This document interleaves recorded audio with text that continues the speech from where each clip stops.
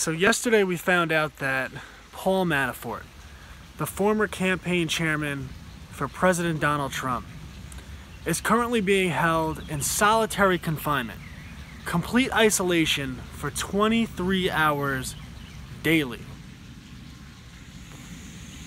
And right when I read the story, alarm bells went off in my head. It reminded me of another story I've been talking about ad nauseum for well over a month now. We have to put this in context. Paul Manafort is a political prisoner. Now, don't get me wrong, he probably, I don't know, but he probably is guilty of doing what he's accused of doing. But the reason he was targeted is political. Manafort was, basically he's accused of laundering money through the Ukraine like a decade ago. Now, anyone who pays attention to Washington knows that all of these career Washington insiders, the lobbyists, the campaign chairmen, the campaign chairs, the politicians themselves, they're all corrupt to their core. They all don't own businesses, get paid a salary of a couple $100,000 a year being members of Congress, and they all have millions and tens of millions of dollars. So we all know they're corrupt. Manafort is being targeted for political purposes, even though he probably is guilty. Basically, as part of the Russia probe, Mueller, or Mueller, however you want to pronounce it, arrested Paul Manafort for laundering money through the Ukraine. The deep state, the political establishment, they are going to do everything they can to convince the public that Donald Trump colluded with Vladimir Putin to rig the 2016 American presidential election. So if they could run headlines, Donald Trump's former campaign chairman charged in the Russia probe, well, that goes a long way toward achieving that objective. They know that most of the public doesn't look at the details. They're not going to see that Manafort's being charged for laundering money 10 years ago and through the Ukraine, which isn't Russia. But charging Manafort achieves another objective. It's not just the headlines. It also gives Mueller leverage, because he goes to Manafort and says, give me Trump. Probably doesn't even care if what Manafort gives is made up. Give me Trump, and your situation won't be so bad. But if you don't give me Trump, I'm going to charge you with something not related to the Russia probe. Doesn't matter. I'm going to charge you with money laundering from 10 years ago in the Ukraine, and you could spend many years, maybe decades in prison. You going to give me Trump? But Manafort said no. And this is where it gets disturbing. Now we find out that Paul Manafort, who is charged, he's not convicted, that's important, right? Charged with committing a non-violent crime. So he's not a threat to people. Paul Manafort, only charged with committing a non-violent crime, is being held in solitary confinement for 23 hours a day. Why? Well, the first thing that jumps to mind for me is, just like arresting him and using that as leverage to try to get him to give dirt on Trump, they're now saying, look, we can make your life a living hell. We will prevent you from speaking to not just your family, anyone. You will be in solitary confinement 23 hours a day. And who knows how long this will last? Maybe after you get convicted, you could spend years in solitary confinement. Are you gonna give us dirt on Trump? So they're probably doing this for leverage. So not only is it an egregious violation of basic human rights to keep a non-violent offender, let alone one that hasn't been convicted, in solitary confinement for 23 hours a day, that is an egregious violation of basic human rights. But it is also an egregious abuse of basic governmental power. And this is what happens when you give the government power. It is an egregious abuse of government power to use the threat of keeping someone in solitary confinement to try to extort information out of them. That falls under the category of cruel and unusual punishment and should be made unconstitutional, especially against a non-violent offender who has not been convicted. And it shows that when you give the government power, they will always find ways to abuse it, so you have to be very careful what power you give the government. And you see this in governments throughout the world, because right away this reminded me of Tommy Robinson's case. Tommy Robinson, non-violent offender, currently charged or sentenced to 13 months in prison for filming outside of a trial where he was trying to expose a pedophilia scandal that the government had in large part covered up, that 90% of the perpetrators were of Muslim descent and didn't shine a positive light on the agenda of open borders of Britain along with the European Union. So Manafort, like Tommy Robinson, both political prisoners and both being held in solitary confinement for 23 hours a day as a method of torture so that the British government and the American governments can gain leverage over them. And it really shows just how dangerous it is to give the government power and how broken the criminal justice system is, and how it really favors those with money, those with power, and those gives the government a lot of leverage. Look deeper into the Russia probe. Michael Flynn. Michael Flynn is charged with perjury, with lying to the government. Now, it's ridiculous enough that the FBI's word is worth more than the word of a 3-star American general who has dedicated his life to defending America. Or that the FBI's word is worth more than anyone, since we have a long documented history of the FBI, the CIA, the NSA, and the deep state lying. But if you allegedly lie to the FBI, they could charge you with perjury. That's bad enough. Now in Flynn's case, the agent who he allegedly lied to is Peter Strzok, who we know from his private text messages is himself a corrupt FBI agent. And with that mere accusation, what the Mueller probe has been able to do is they have forced Flynn trying to fight back against them, because they've looked into they've used the warrants to look into every aspect of Flynn's life. And in order to defend himself against an accusation that he lied to a known corrupt FBI agent, Michael Flynn has essentially had to go bankrupt. He's had to, I believe he had to sell his home, and he just has no money left. Mueller, basically the government, accused Flynn of a lie, and then in order to defend himself, forced him to go bankrupt, because the government has infinite taxpayer funds that they can use to prosecute an American civilian. But a civilian, they usually have very limited funds. In Michael Flynn's case, he was an American general. I mean, how's that for treating our armed forces? And then, think about how they use that as leverage. Because Mueller went to Papalopoulos, or whatever the hell his name is, George Papalopoulos. I probably pronounced that wrong. It's a ridiculous name. But he went to him and said, now we're going to charge you. And Papalopoulos, I know, I'm butchering that, I don't care. He pled guilty. And the reason he did that was because he saw what happened to Flynn. He saw that Flynn is bankrupt now, that Flynn has to sell his home, and that it would destroy his life to fight back against the Mueller probe. So instead, he pleads guilty. And then they get a warrant to go after Michael Cohen.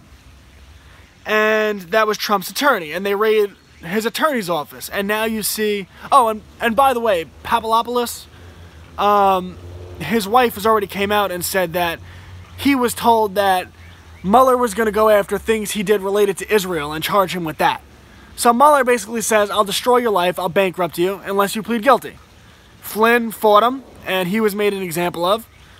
And Manafort's being held in 23-hour solitary confinement for leverage. Papalopoulos he pled guilty because he saw what happened to Flynn, and he doesn't want his life to be destroyed. And now Michael Cohen, and we see him caving, saying that, oh, well, you know, he just wants to play nice with the FBI because, again, he saw what happened to Flynn, and he doesn't want his life to be destroyed. And you see all this happening, and you have to question, why do we give government all of this power?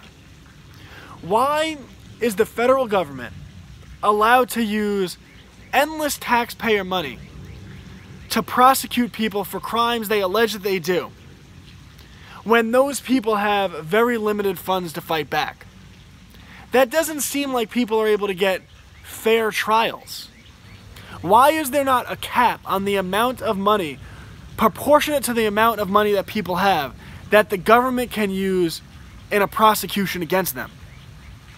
Because as long as there's not a cap on that amount of money, then the criminal justice system will always favor those who are politically connected and those who have billions of dollars, tens of millions, because even millionaires are bankrupted by this, billions of dollars you need to fight back against federal prosecution.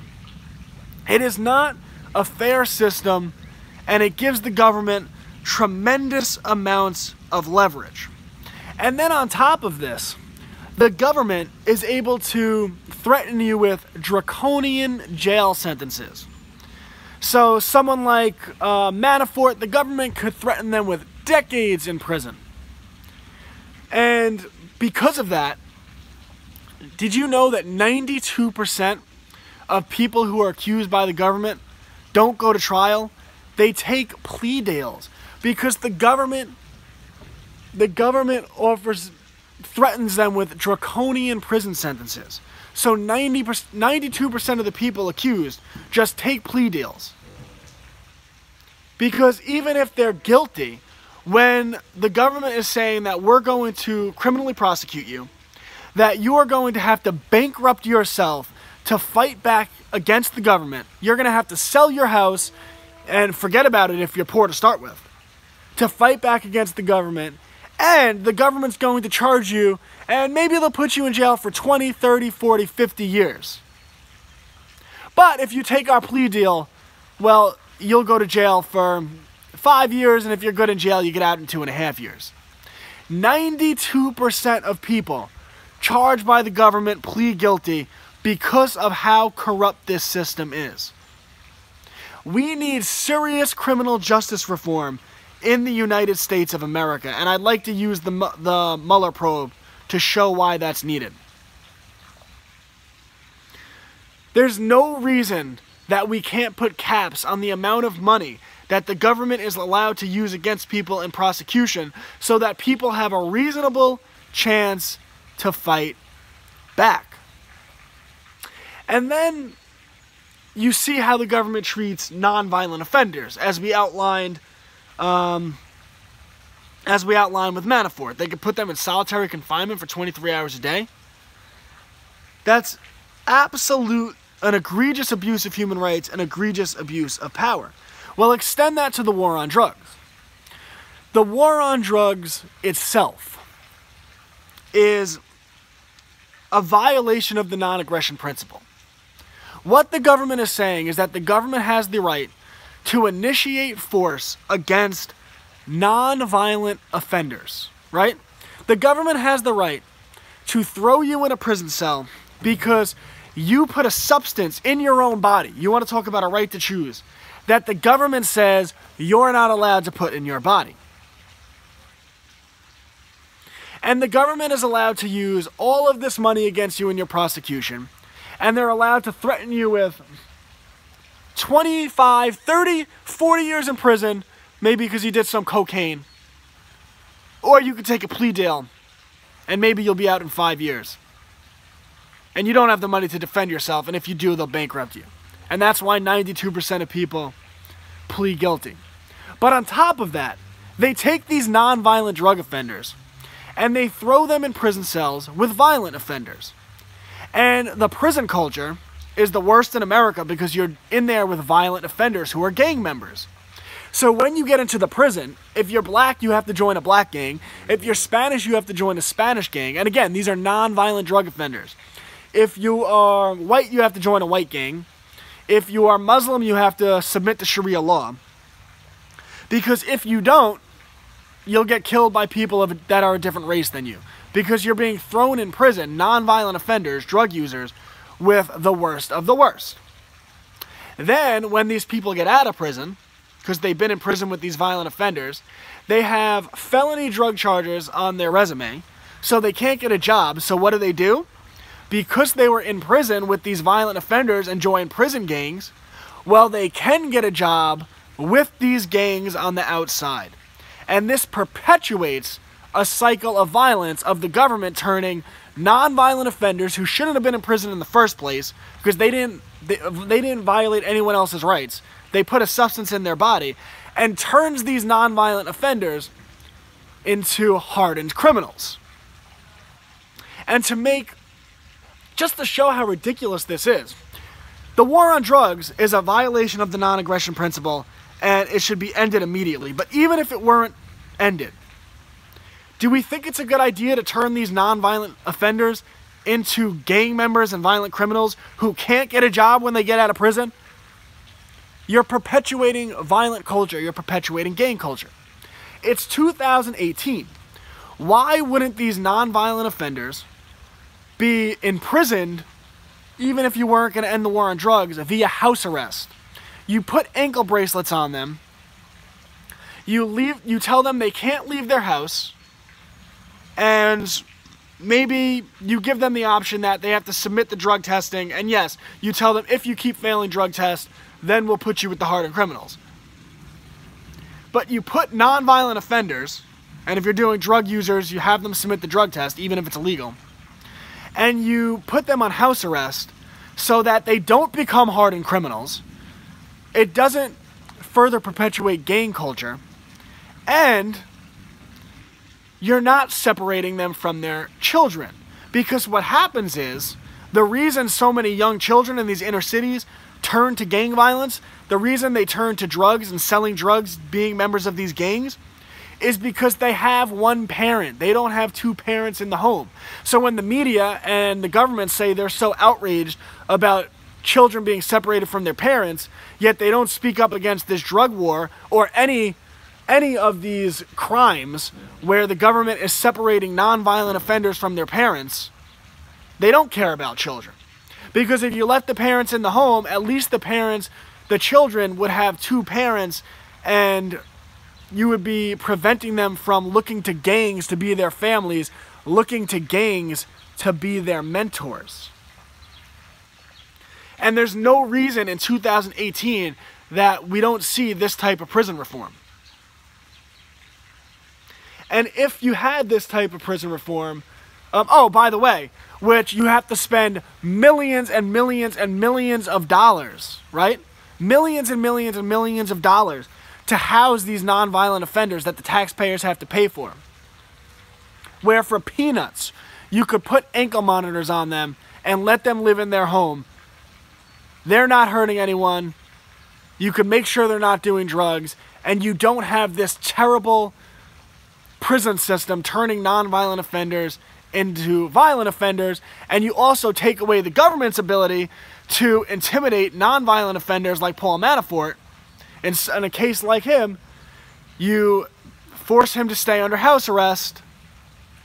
Maybe you deny him internet access, whatever it might be, and the government can't keep him in solitary confinement for 23 hours a day, and he could see his family. Tommy Robinson's not kept in solitary confinement for 23 hours a day. He could see his family. Saves the taxpayer millions of dollars, doesn't further perpetuate a culture of gang violence for the people in prison and their young children. There is no reason in 2018 that we don't see this type of prison reform.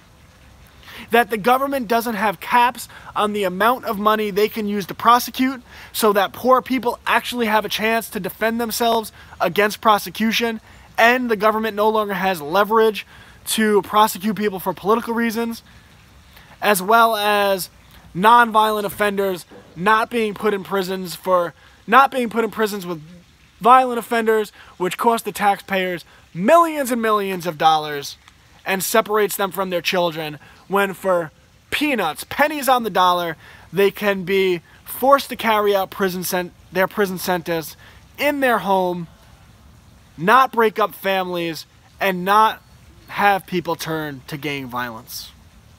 So everything that is happening with the corruption of the Mueller probe shows how broken the criminal justice system is, and how there is no reason that we shouldn't have reform in the year 2018.